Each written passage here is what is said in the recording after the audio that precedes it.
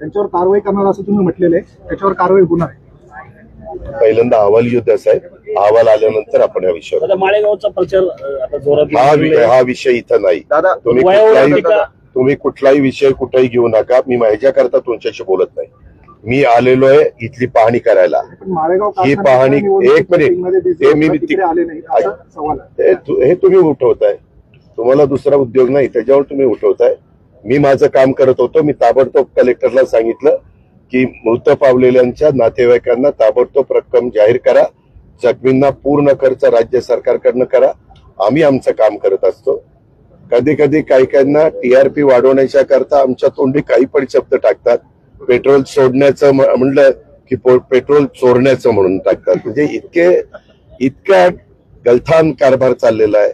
म्हणजे तेव्हा पूर्वीच्या काळामधली जी मीडियाची उंची होती, मी तर जाहीर केलं, मी माझं जर शब्द तोंडातनं निघालेला असेल तर मी राजकारणातनं निवृत्ती. ज्यांनी बातमी दाखवली त्यांनी बघ स्वतः आपण चुकीची बातमी दाखवली म्हणून ते क्षेत्र सोडून द्यावं, पण तेवढे त्यांचा धाडस होणार नाही. धन्यवाद.